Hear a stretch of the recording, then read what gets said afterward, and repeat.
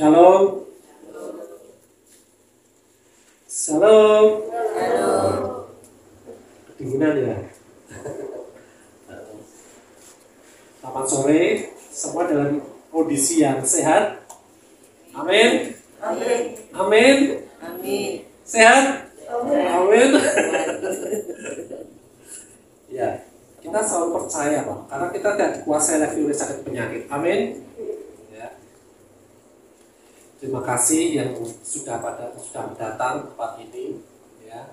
Terima kasih juga untuk Ibu Yerna, Pak Vicky juga menyediakan tempat ini. Terima kasih. Hari ini kita mau bicara tentang hati yang gembur. Hati yang gembur, bukan hati yang hati yang empuk ya, tapi yang gembur. Nah, apa sih hati yang gembur? Kita belajar bersama-sama. Sengaja pada sore ini saya bawa ini. Siapa tahu nih tanaman apa ini? Nah, di sini tak taruh sini aja ya. Siapa tahu nih apa ini tanaman ini nih? Ada yang tahu nggak tanaman apa ini? Hah? Oh, Bu. Yang benar, Bu.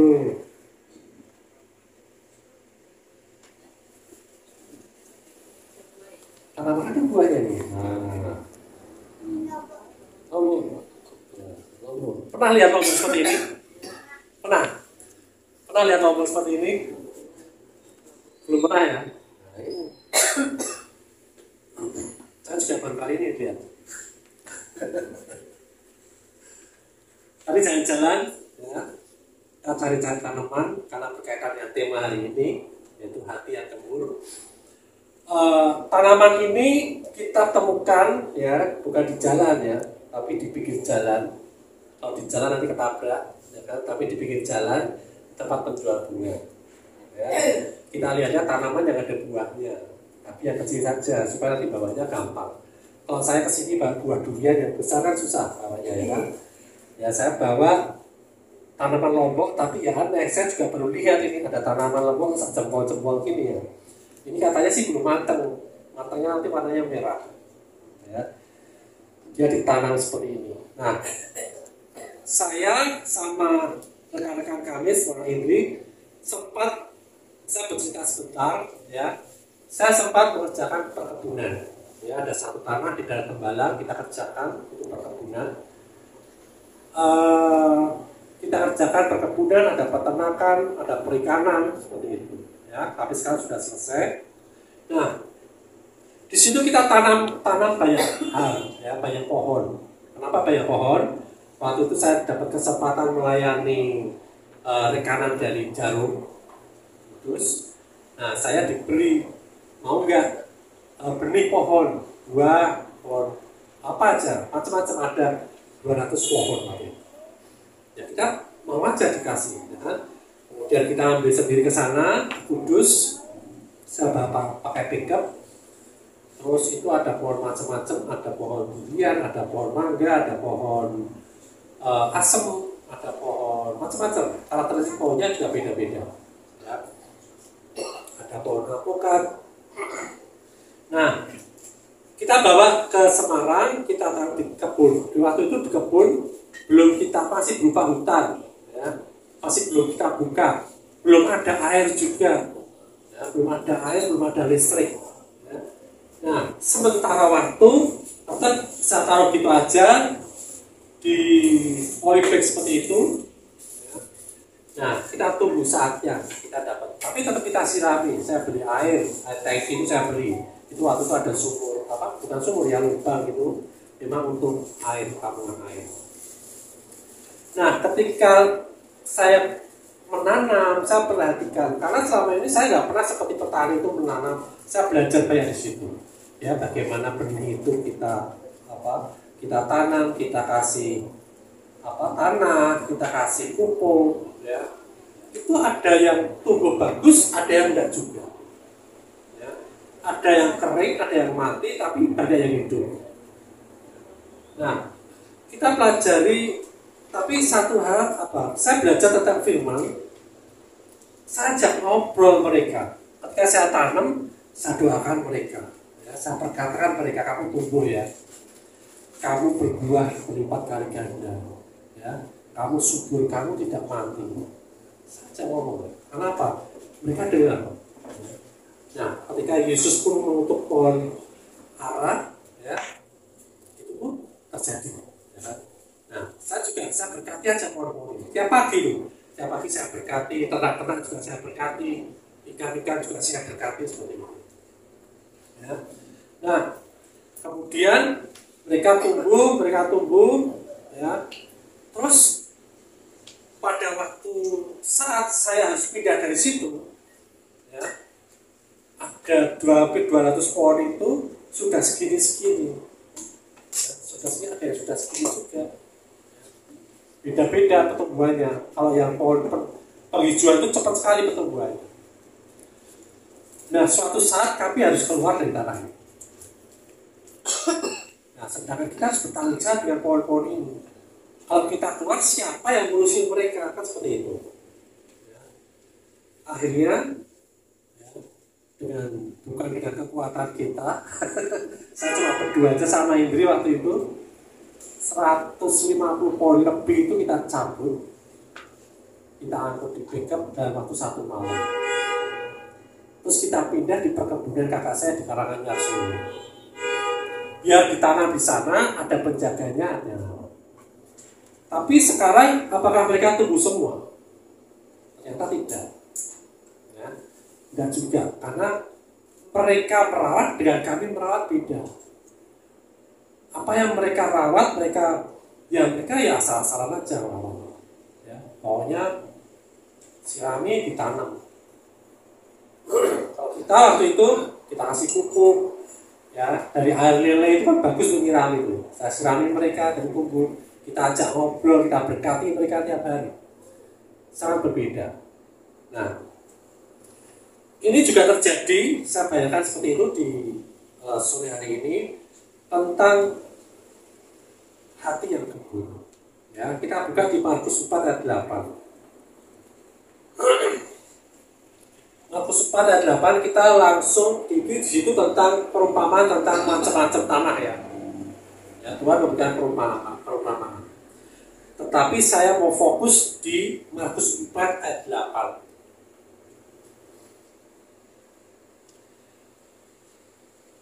Markus 4 ayat 8, dan sebagian jatuh di tanah yang baik. Ia tumbuh dengan suburnya dan berbuah. Hasilnya ada yang 30 kali lipat, ada yang 60 kali lipat, ada yang 100 kali lipat.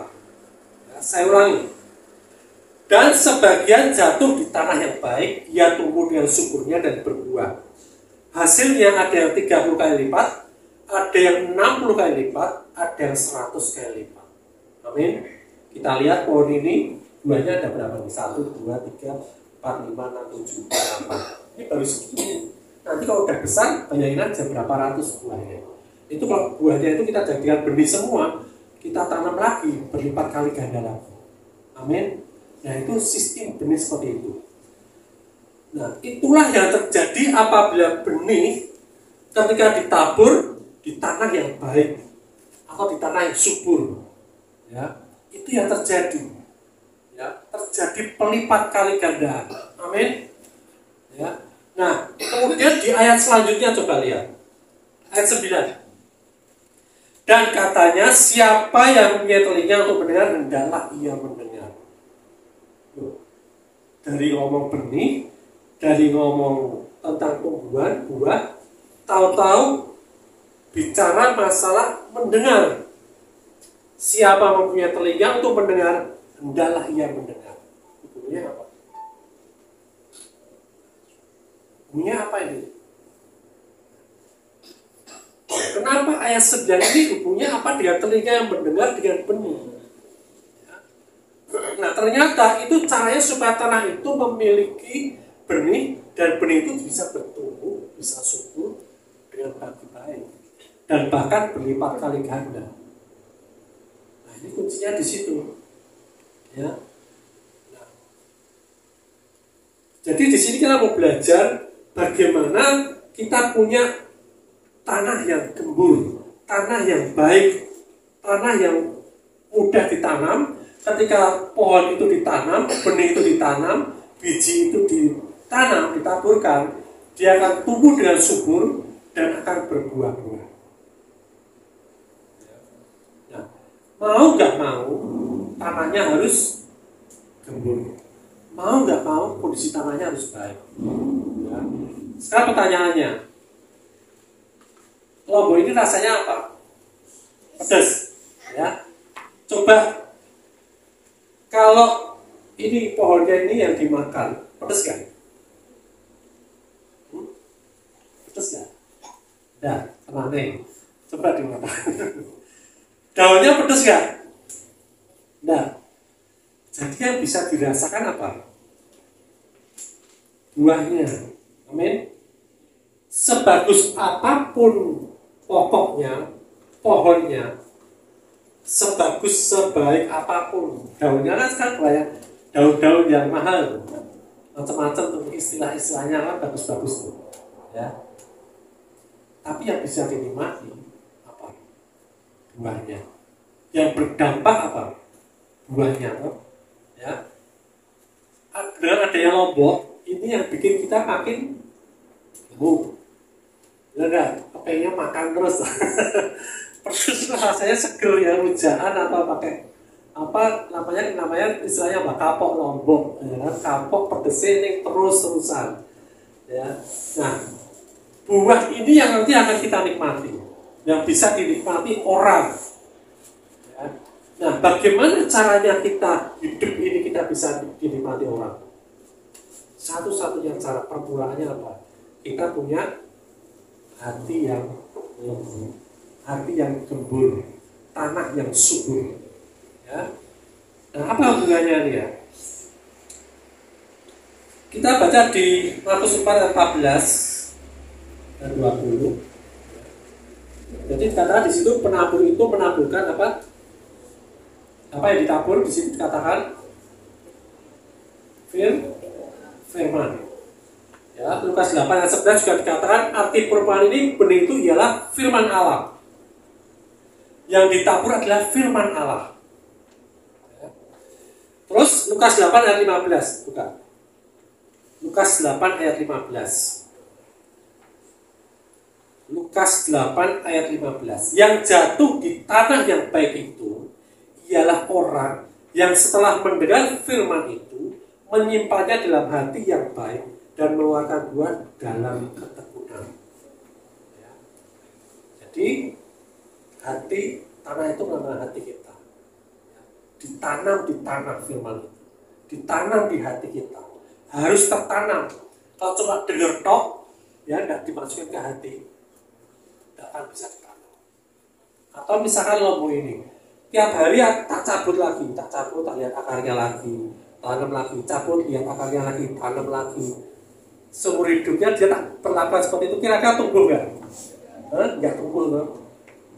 Beda kalau kita petik buahnya enak, tapi kalau kita cabut, lihat akarnya tumbuh nggak ya? Nah, itu tidak akan bisa tumbuh dengan baik. Sama kalau benih itu, kita punya tanah yang baik, Bu. Ya.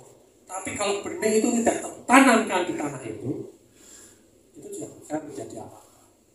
Tidak bisa menjadi pohon apapun yang baik, apalagi berbuah. Ya. Nah, jadi itu prinsipnya seperti itu. Nah, bagaimana, seperti apa sih kondisi yang tanah yang gembur ini? Kriteria tanah yang baik, hati yang baik, tanah yang gembur ini apa kriterianya? Apa yang ada di dalam tanah itu, siapa yang bisa lihat di situ? Ya, syaratnya apa? Karena itu petani yang tahu. Dikasih pupuk, dikasih air, dikasih apa lagi? Pupuknya juga macam-macam. Seperti itu. Coba kita buka di Mazmur 6. Mazmur 65. Mazmur 65 ayat 9 sampai 10.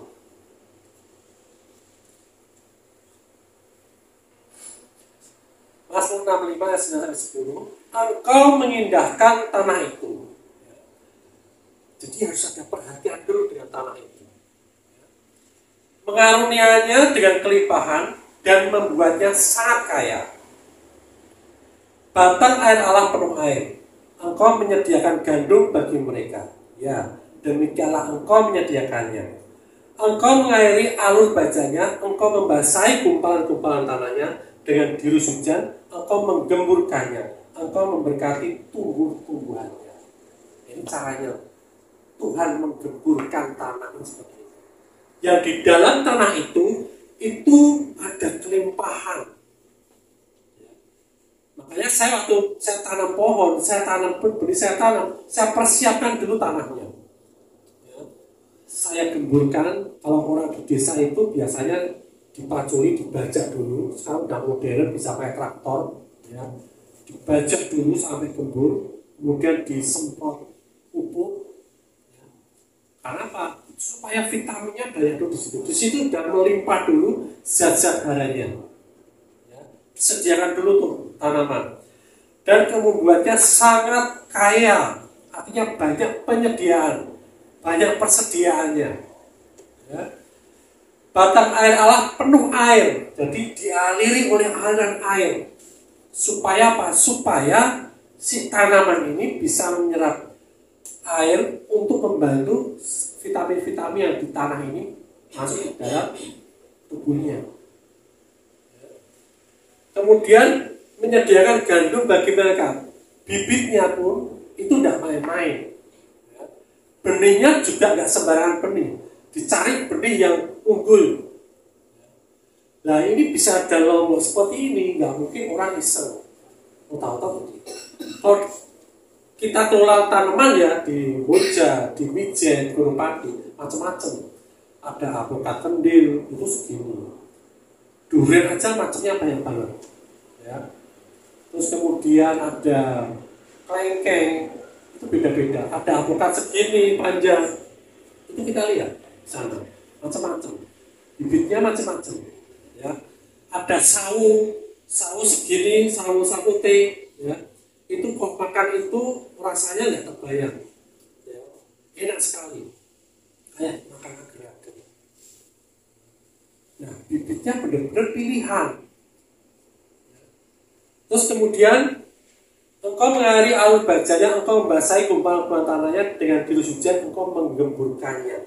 Sehingga dengan kekayaan yang ada di tanah itu, dengan kelimpahan yang ada di tanah itu, ya, dengan air yang terkandung dalam tanah itu baru dikatakan tanah yang gembur, tanah yang siap ditanam oleh benih.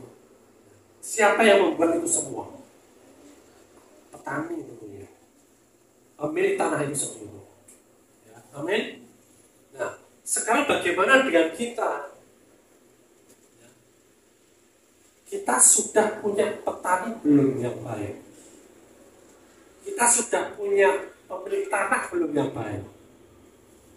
Yang memberikan kekayaan dalam hidup kita, yang memberikan kelimpahan dalam hidup kita, yang memberikan air untuk kita tuh menyerap semuanya yang dari Dia, yang memberikan menyediakan benih bagi hidup kita. Sudah punya belum? Sudah punya belum? Kok ragu-ragu? Sudah punya belum? Ya. Kita punya pencipta yang luar biasa. Amin. Dan pencipta kita itu ada di dalam hidup kita. Dia 24 jam menyertai kita. Amin. Terus dia nganggur? Enggak tahu. Pekerjaan dia apa? Membuat kita ini penuh melimpah. Ya. Kekayaan surgawi sudah Dia sediakan dalam hidup kita. Ya. Dia mau mengemburkan tanah kita. Dan Dia mau, karena apa? Dia sudah garap tanah hati kita. Ketika kita lahir baru, kita semua dirubahkan. Hati kita dirubahkan. Tinggal sekarang apa? Ya, respon kita. Kita sudah punya nih semuanya. Kondisi yang luar biasa ini, masing-masing kita sudah punya.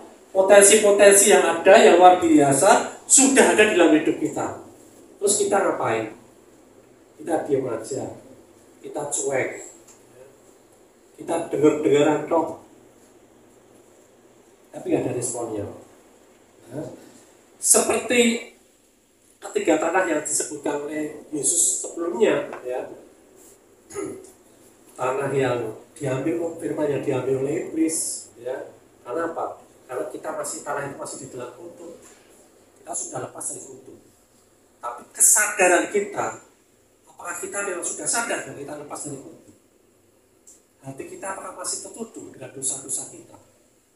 Ya, padahal kita sudah ditebus. Ya. Yang kedua, penindasan, ya.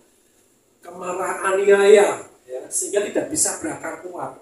Perhatian kita bukan perhatian kita tidak dengan kasih Tuhan yang luar biasa, tetapi hidup kita merasa dituduh, ditindas, dianiaya. Ya, kok rugi terus? Ya, kok aku mengalami stres, aku depresi? Ya, itu akan menghalangi pertumbuhan. Kemudian kekhawatiran, ya, dari keinginan akan kekayaan, harta, ya, itu juga menghalangi kita. Nah, itu sudah disebutkan oleh Yesus. Tapi kita tidak fokus di situ. Karena apa? Karena kita sudah dirubah oleh Yesus. Amin. Hati kita sudah dirubah oleh Yesus menjadi hati yang gembur. Ya kan? Di sana, di desa, di Wijen tempat kami kerjaan tanah, banyak tanah yang gembur, yang tidak digarap. Banyak sekali di sana. Tidak ada yang garap, tidak ada yang ngelola. Ya, silakan.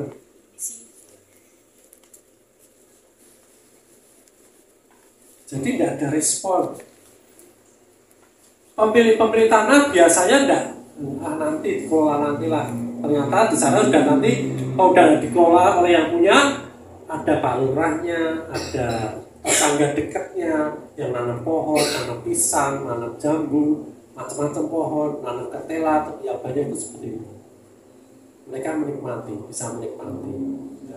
Nah, sekarang gini, sikap tanah, sikap hati yang baik itu seperti apa?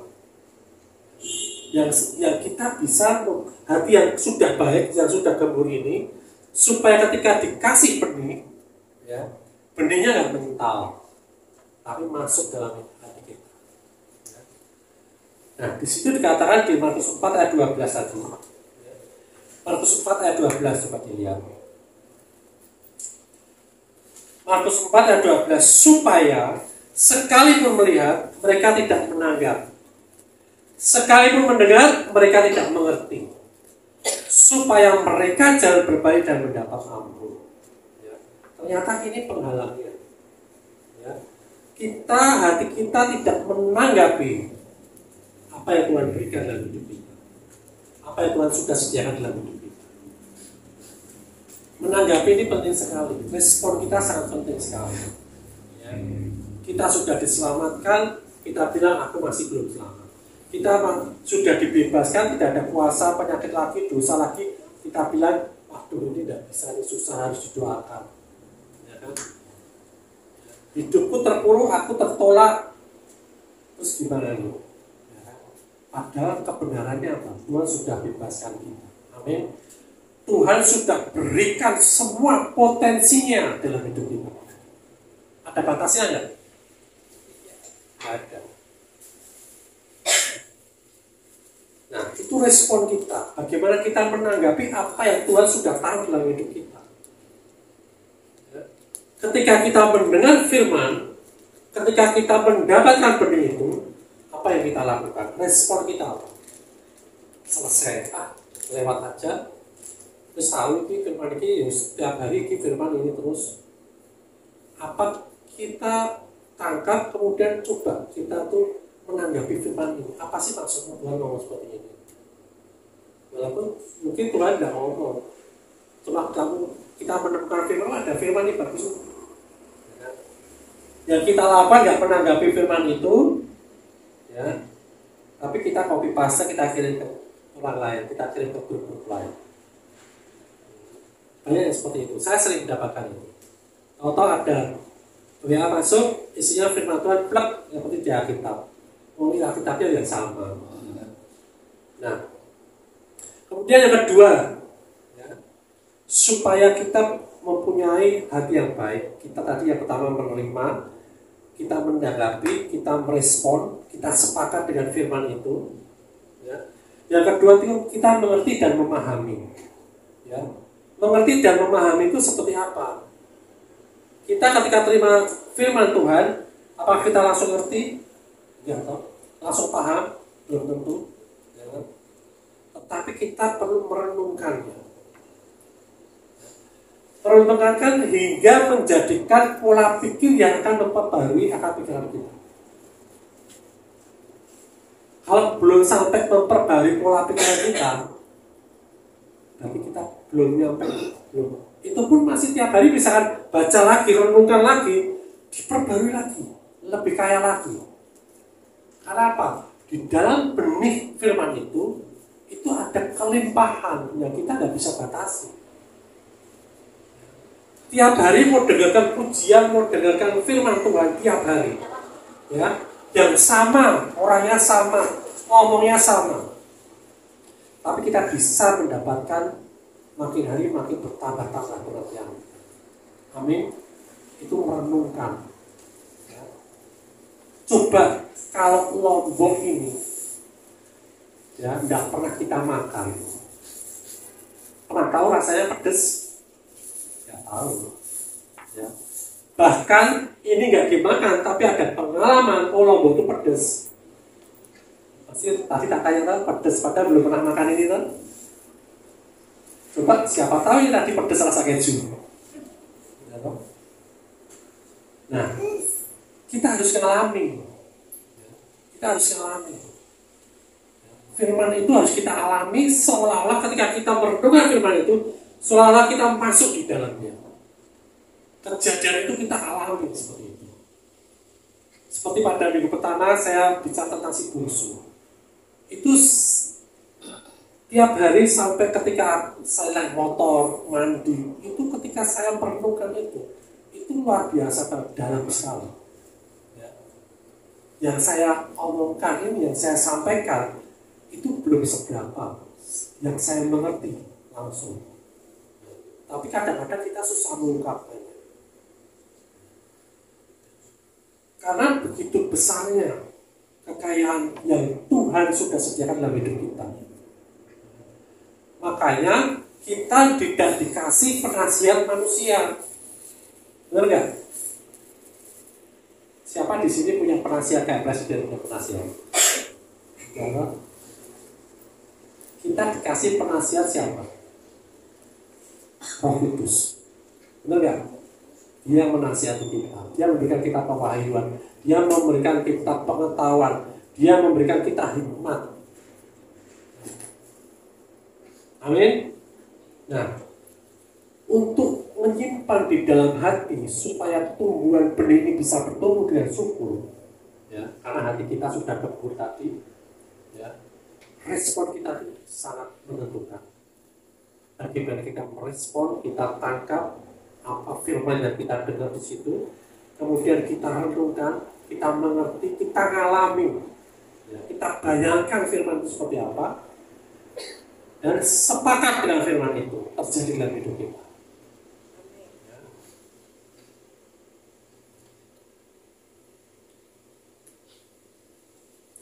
Lukas 8 ayat 15.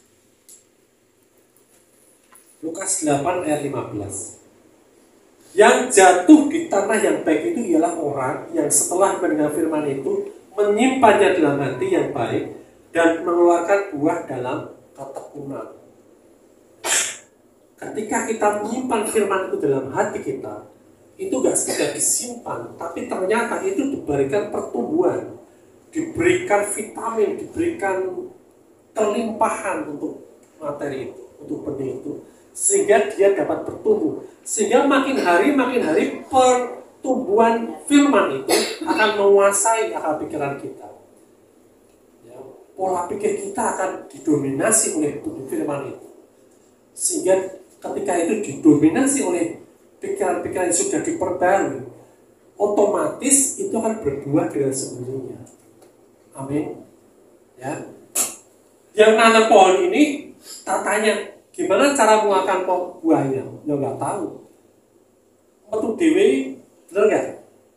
Ketika ditanam, dikasih vitamin, tanahnya bagus, bertumbuh, makin tinggi, berdaun, kemudian buahnya keluar sendiri. Dan dibikin caranya keluar kan enggak? Disengajakan enggak? Buah itu keluar dengan sendirinya, muncul dengan sendirinya.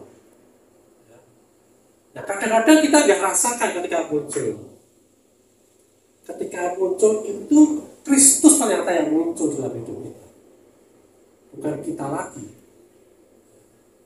Karena apa yang berbuat dalam hidup kita ini sebenarnya Kristus. Supaya apa? Supaya orang menikmati Kristus yang ada dalam hidup kita. Amin. Kesaksian sedikit ya.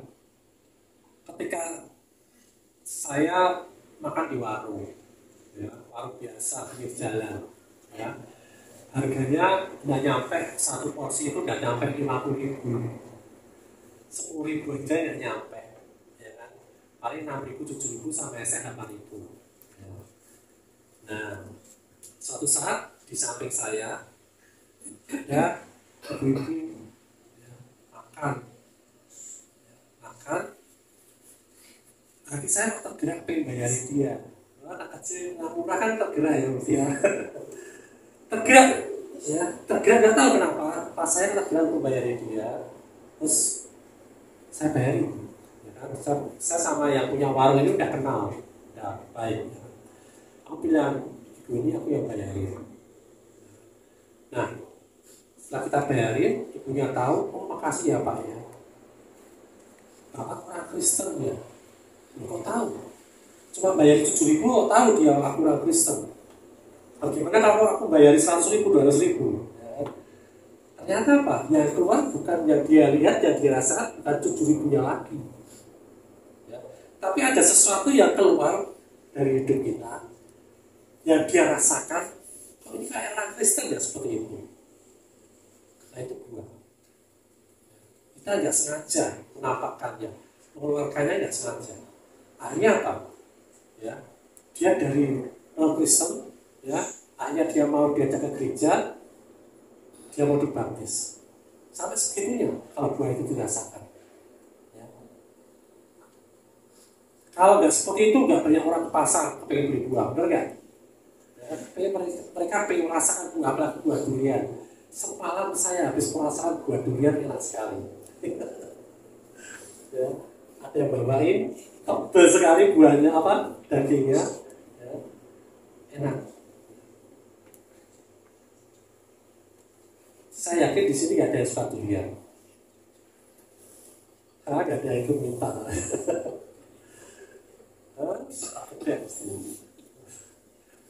Nah, buah itu memang seperti itu, ya.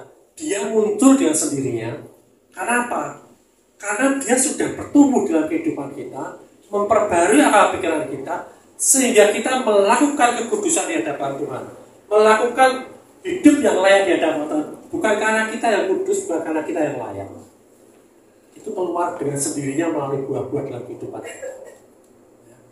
Sehingga apa? Kita tenang hidup kita, tidak ada khawatir. Tidak khawatir dan sejahtera itu juga buah-buah.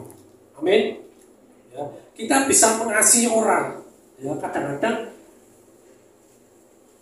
kita juga heran kok aku bisa mengasihi dia ya, padahal dia jengkel, betul nggak? Pernah nggak ngalamin? Dia jengkel banget. Ya, tapi ya kayak kita sama anak lah. Jengkel-jengkelnya kita sama anak, ya. Tetap kita sediakan makanan, tetap kita berikan baju, ya. Jengkel-jengkelnya kita sama orang yang kita kasih. Nah itu kasih, salah satu buah. Itu aja kekuatannya luar biasa. Belum damai sejahtera. Damai sejahtera itu sama dengan kesejahteraan, sama dengan apa ya? Hidup kita ini ada penyediaan yang luar biasa. Coba kalau hidup kita kekurangan damai sejahtera ya. Tapi kalau kita menyadari hidup kita, walaupun kenyataannya belum ada, kenyataannya belum ada mobil, kenyataannya belum ada fasilitas yang kita ingin. Tapi karena kita punya kesadaran bahwa ada kelimpahan dalam hidup kita menjadi damai sejahtera. Amin. Tinggal kapan kita menikmati semua, tergantung kita sendiri. Nah, dengan tanah yang subur, ya, bagaimana benih itu bisa bertumbuh? Bagaimana benih ini bisa bertumbuh dengan tanah yang subur? Yang penting kan di situ.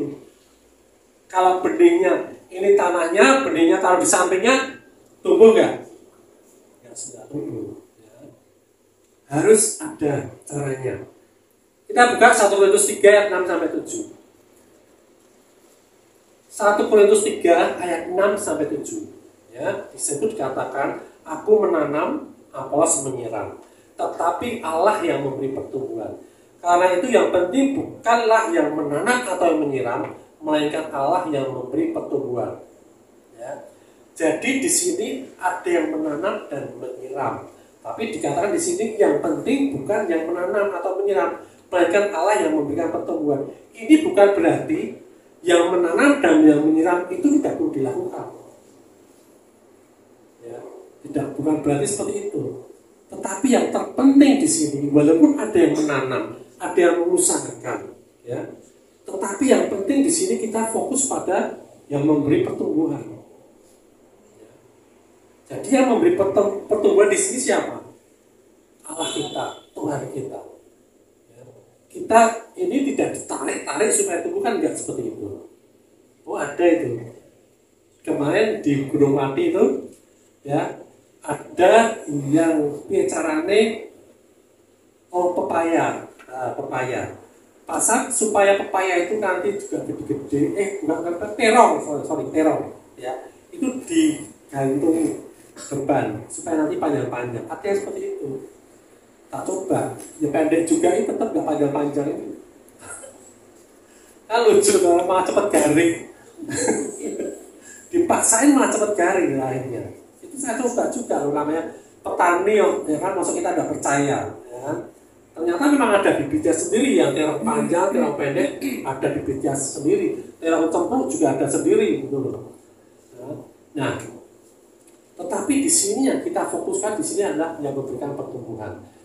2 Korintus 9 ayat 10. 2 Korintus 9 ayat 10. Ia yang menyediakan benih bagi penabur, jadi benih ini yang menyediakan adalah Tuhan. Ya, dari mana? Benihnya dari mana? Firman, ya. Dan roti untuk dimakan, ya. Ia juga yang akan menyediakan benih bagi kamu dan melipat gandakannya dan menumbuhkan buah-buah kebenaranmu. Jadi penting bagi kita untuk merawat. Penting, ya. Kalau sudah dirawat, dijaga baik, yang tumbuh apa? Semak duri. Ya. Saya ngalami itu di Tembalang, perang sama semak duri. Ya. Luka-luka semua, beret-beret semua. Ya. Jadi kita bersihkan. Jadi waktu itu kita lihat seperti itu, benar firman Tuhan itu luar biasa. Ya. Kita lihat itu ada pohon jati, ya. Yang lainnya bagus, tapi pohon yang dikelilingi semak duri itu benar-benar kering. Ya. Itu benar-benar kering. Dan itu kita lihat. Ya. Jadi setiap tanaman yang dihimpit sama semak duri itu kering, tidak bisa tumbuh. Saya benar-benar di situ lihat, oh ternyata, karena yang waktu kita pertama kali buka tanah itu, bersih tanah itu, ya musuh kita semak duri. Banyak sekali di situ. Selain ular, saya sudah bunuh ular banyak sekali di situ. Ya, semaknya harus kita bersihkan, rumputnya kita bersihkan, ya, kita sirami, ya, kita kasih vitamin, kita kasih pupuk, ya, kita doakan, kita berkati tiap hari. Tapi yang memberikan pertumbuhan Tuhan. Ya. Benih ini dari Tuhan. Loh, kok benih ini dari Tuhan? Kapan Tuhan ngasihnya? Ya. Kenapa? Kita ini, di dalam hidup kita ini, mau kita minta benih yang aja. Iya, karena Tuhan itu firman Tuhan. Tuhan yang adalah firman Tuhan sudah ada dalam hidup kita. Benih adalah firman Tuhan. Nah, kalau benih itu, kamu minta benih apa aja dalam hidup kita, Tuhan ada. Amin. Ya, tapi benih yang baik semua, bibit unggul semua, bukan benih kecengkelan, bukan benih pahit, bukan benih pare, tidak ada kayaknya. Pahit soalnya. Ya. Benihnya yang manis-manis, yang enak, yang sehat di situ. Ya. Tuhan sudah sediakan semua dalam hidup kita. Ya. Nah, kemudian Bagaimana cara benih itu keluar dari dalam hidup kita? Dengan cara apa? Firman Tuhan kita dengar, karena dan itu bekerja melalui iman kita. Cara kerjanya seperti itu. Iman kita ini, iman pendengaran, iman timbul dari pendengaran akan firman Tuhan. Jadi kalau kita mau dapatkan benih, dan benih itu muncul dalam kehidupan kita, berdampak dalam kehidupan kita perlu dengar firman Tuhan dan kita percaya. Percaya itu dalam artinya apa? Sepakat. Sepakat itu terjadi. Amin. Kalau kita nggak sepakat, ya, dengan pertumbuhan pohon ini, aku kepengennya pohonnya mencong, ya kan? Kita suruh seperti ini terus, pegangi suruh supaya nanti miring. Nanti tumbuhnya akhirnya naik lagi. Jadi jelek malah.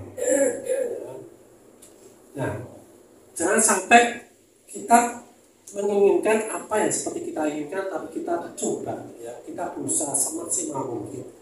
Dengan benih firman yang ada itu memberikan kita pembaharan budi, sehingga apa yang kita lakukan selaras dengan Tuhan. Amin. Ya, karena Tuhan itu tidak pernah merugikan kita.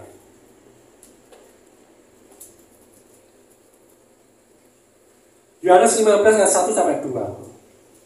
Ayat terakhir. Yohanes 15 ayat 1 sampai 2. Akulah pokok anggur yang benar dan Bapakkulah pengusahanya. Setiap ranting padaku yang tidak berbuah dipotongnya, dan setiap ranting yang berbuah dibersihkannya supaya ia lebih banyak berbuah. Ini kalau kita baca firman ini seolah-olah kok kecil ya, kok dipotong ya nggak berbuah ya. Akulah pokok anggur yang benar. Aku ini siapa? Yesus. Ya. Bapakkulah pengusahanya. Yesus pokok anggur yang benar. Dia sudah ada dalam hidup kita. Benar nggak? Pengusahanya siapa? Bapaknya dia. Ya. Dia pasti akan bertanggung jawab. Amin. Bertanggung jawab terhadap siapa? Kebunnya. Kebunnya siapa? Ya kita ini. Ya. Setiap ranting padaku yang tidak berbuah dipotongnya, dan setiap ranting. Jadi ternyata ketika firman ini ngomong dipotong, ya, tidak berbuah dipotong, itu ternyata kalau kita lihat di kehidupan yang sebenarnya, ketika pengelola kebun ini, tanaman ini, dia motong itu bukan motong terus dibuang, enggak. Tapi dia dipotong, dilekatkan, dicangkokkan ke pohon anggur lagi, supaya dapat bertumbuh lagi. Terus pohon yang sudah berbuah ini dibersihkan. Supaya apa? Supaya nggak ada kuman, nggak ada bakteri. Ya, tahun ini banyak gagal panen. Bisa gagal panen, juga gagal panen. Di dalamnya itu banyak bakteri, banyak virus. Ya. Kita ada di situ soalnya, jadi kita lihat kenapa sampai gagal panen dan pohon buah durian itu banyak bertonton dibuang. Itu kita lihat. Pisang banyak sekali dibuang, itu kita lihat. Dan kita bisa bagus dari permukaannya bagus, kulitnya bagus. Ketika kita kupas di dalamnya keras dan banyak virusnya, bakterinya, tidak bisa dimakan. Jangan sampai kita hidup kita seperti itu. Kelihatannya kita bagus, kelihatannya kita cantik, kelihatannya kita baik, kelihatannya kita glamor bagus, tetapi hati kita ya ternyata tidak berbuah dengan baik. Dan bisa dinikmati. Ya. Carang tadi, ranting tadi yang tidak berbuah dipotong supaya dia lebih dekat lagi pada pokok anggurnya. Ya. Langsung nyambung ke pokok, batang pokoknya, supaya apa? Dia langsung ya dapatkan suplai langsung. Dan itu sudah terjadi sekali, banyak sekali di sana. Ya, bagaimana orang mencangkok kopi sehingga dia kopi itu kalau saya belajar kemarin waktu kebun di Temanggung, ya kopi itu kan cuma sekali panennya, tapi karena pengusaha kebunnya ini pintar, dicangkokkan lagi ke batangnya ke itunya, itu setahun itu bisa berbuah terus sepanjang tahun. Itu aja tetap sekali, tetapi buahnya nggak selesai di situ, luar biasa. Ternyata seperti itu. Supaya apa? Supaya maksimal kita harus dekat pada pokok anggur kita. Kita harus merespon yang benar pada pokok anggur kita. Siapa? Yesus itu sendiri. Firman itu sendiri. Ya, itu yang akan merubah pola pikir kita. Kalau pola pikir kita berubah, ya, hidup kita akan selaras dengan firman Tuhan, dan itu akan menghasilkan buah. Amin. Amin. Ya. Firman Tuhan cukup sekian. Nah, kita berdoa.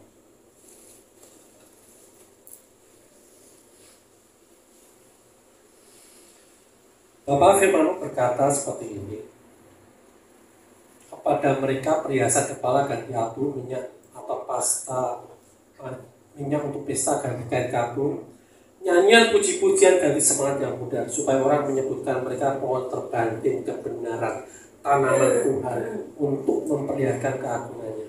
Tuhan, kami adalah tanaman-tanaman Tuhan.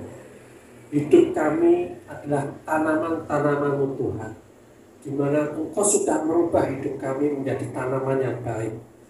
Engkau memperlihatkan keagungan-Mu di dalam hidup kami, Tuhan. Sehingga hidup kami, Tuhan, penuh dengan puji-pujian terhadap Engkau. Hidup kami senantiasa bersemangat, dan semangat kami tidak pernah pudar, Tuhan. Oleh karena apa? Engkau sudah mengaruniakan pada kami segala perhiasan dalam kehidupan kami. Engkau membentuk hidup kami sedemikian rupa, sehingga hidup kami dapat dinikmati oleh banyak orang, menjadi berkat bagi banyak orang. Berbuah-buah dan buah kami dapat dinikmati. Buah yang baik, buah yang unggul, yang merubah hidup kami, merubah banyak orang. Sehingga setiap orang yang merasakan buah-buah melalui kehidupan kami, Tuhan, mereka mengenal Engkau, mengenal Tuhan mereka. Mereka menerima Engkau sebagai Tuhan dan Juru Selamat mereka. Terima kasih Bapa untuk sore hari ini. Terima kasih Roh Kudus, siap pengetahuan, kewahyuan yang Kau berikan dalam hidup kami saat ini. Terima kasih Yesus Kristus, Engkau yang sudah menabur firman, yang memberikan benih yang baik dalam kehidupan kami, yang sudah membuat hidup kami, hati kami menjadi yang gembur, hati yang siap, Tuhan, untuk kami, Tuhan, mengeluarkan pohon yang baik, mengeluarkan tanaman yang baik, mengeluarkan buah-buah yang baik. Terima kasih Bapak, kami mengucap syukur, dan kami juga mengucap syukur untuk persekutuan pada malam sore hari ini, Tuhan. Biarlah kami semakin erat, kami semakin disatukan oleh kasih-Mu yang luar biasa, Tuhan. Dan hidup kami, Tuhan, senantiasa, Tuhan, memancarkan terang kemuliaan-Mu. Terima kasih Bapak. Mari saudara-saudara kita siap diberkati. Kita berdiri dan kita menerima berkat daripada Tuhan. Diberkatilah Engkau di dalam melakukan pekerjaan-pekerjaan baik yang Tuhan sudah rancangkan dalam hidupmu. Engkau bukan kepala, tetapi Engkau bukan ekor. Engkau diberkati di kota, dan Engkau diberkati di ladang. Dimanapun Engkau diberkati, Engkau telah dirancangkan Allah untuk berhasil. Engkau adalah pilihan Allah dan kekasih hatinya. Engkau telah diberkati dengan segala berkat rohani di dalam Kristus Yesus. Allah mengasihimu dan tidak ada yang dapat memisahkanmu dari Kristus Yesus. Tuhan tidak akan pernah meninggalkanmu maupun membiarkanmu. Hari-hari dalam hidupmu dan keluargamu adalah seperti mengalami hari-hari surgawi di muka bumi ini. Engkau seperti pohon yang ditanam di tepi aliran air yang menghasilkan buah pada musimnya. Apapun yang engkau perbuat pasti berhasil. Engkau memiliki pikiran Kristus. Engkau memiliki urapan dari Roh Kudus dan mengetahui segala sesuatunya. Engkau dapat melakukan apapun di dalam Kristus yang memberikan kekuatan kepadamu. Allah memenuhi segala kebutuhanmu menurut kekayaan dan kemuliaannya di dalam Kristus Yesus. Tidak ada satupun senjata yang akan berhasil menimpa dirimu. Engkau diperlengkapi dengan seluruh perlengkapan senjata Allah dan dipenuhi dengan kuasa Roh Kudus di dalam hidupmu dengan berbagai macam kesanggupan. Sesuatu yang jahat tidak akan dapat menguasaimu dan tidak ada satu tulah pun yang dapat mengambil rumahmu. Allah akan memerintahkan malaikat-malaikatnya untuk menjaga kemanapun engkau pergi. Mereka akan menatangmu dengan tangannya sehingga kakimu tidak tersandung pada batu. Bila Allah ada di pihakmu, siapakah yang dapat melawanmu? Apapun yang engkau lakukan, engkau melakukannya untuk kemuliaan Allah. Perkenanan, kasih karunia, dan damai sejahtera Allah melimpahi engkau semua oleh pengenalan akan Allah dan akan Yesus Tuhan kita. Dan kita semua mengucap syukur berkata amin. Terima kasih atas pada malam hari ini.